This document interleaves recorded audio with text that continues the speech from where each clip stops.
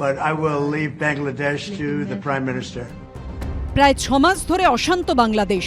হিন্দু নির্যাতন, মুজিবুর রহমানের ধানমন্ডির বাড়ি বুলডোজার দিয়ে ভাঙা, আওয়ামী লীগের একের পর এক নেতার বাড়িতে হামলা, কট্টরপন্থীদের ভারতের বিরুদ্ধে বিষোদ্গার, সন্ন্যাসী চিন্ময় কৃষ্ণ দাসকে বিনা বিচারে জেলবন্দি করে রাখা।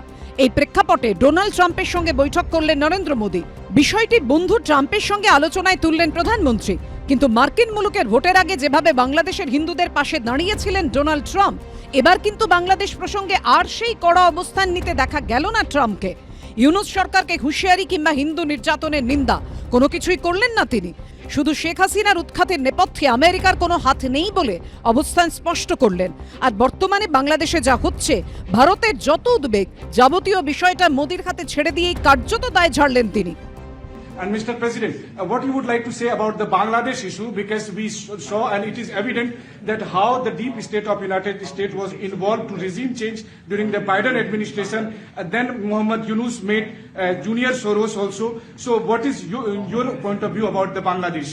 Well, there was no role for our deep state. It was this is something that the Prime Minister has been working on for a long time and has been worked on for hundreds of years, frankly. I've been reading about it. But I will leave Bangladesh to the Prime Minister. বাংলাদেশে যখন মৌলবাদীদের দাপট, অস্থির, অশান্ত, তখন নরেন্দ্র মোদীর সঙ্গে বৈঠকে Donald ট্রাম্পের এই অবস্থানের নেপথ্যে কি বিশেষ কারণ? বাংলাদেশে হিন্দুদের উপর বিশেষ করে যে অত্যাচার হচ্ছে, সেই ব্যাপারে উনি আজ পর্যন্ত একটা কথা বলেনি। আমেরিকায় গিয়েও কোনো কথা বলা থেকে বিরত থাকলেন। আশা করা গিয়েছিল যে মোদি বলবেন যে আমি বাংলাদেশের সমস্যার সমাধানের জন্য ট্রাম্পকে বলেছি।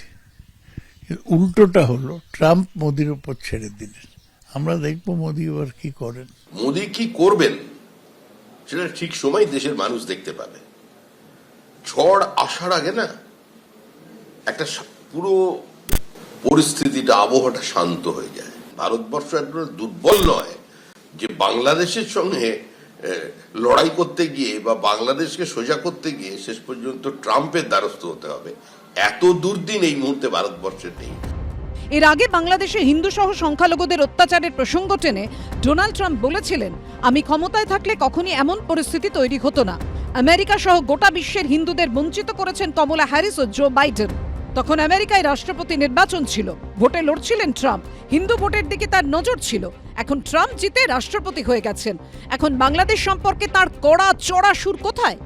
ডিপ স্টেটের যদি ইনভলভমেন্ট থেকে থাকে বা থেকে আছে, সেটা ডোনাল্ড ট্রাম্প স্বীকার করবে না, কারণ ওর নিজের দেশ তাহলে অপরাধিত হবে। চাहे অন্য সরকারই করেছে, সেটা একজন রেসপন্সিবল রাষ্ট্রপ্রধান এইটাকে মেনে নেবে না। এই ধরনের একটা ন্যারেটিভ আমরা দীর্ঘদিন ধরে শুনে আসছি যে হাসিনা সরকারের পতনের পিছনে কিন্তু মার্কিন মুলুকের একটা, অর্থাৎ আগের প্রশাসনের নাকি একটা ভূমিকা আছে।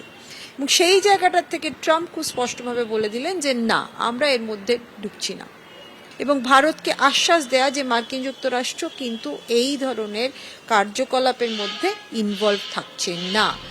এদিকে প্রধানমন্ত্রী নরেন্দ্র মোদীর আমেরিকা সফরের মধ্যেই মোহাম্মদ ইউনূসের বিরুদ্ধে বিক্ষোভ দেখালেন আওয়ামী লীগ ও তার শাখা সংগঠনের সমর্থকরা। এবিপি আনন্দ।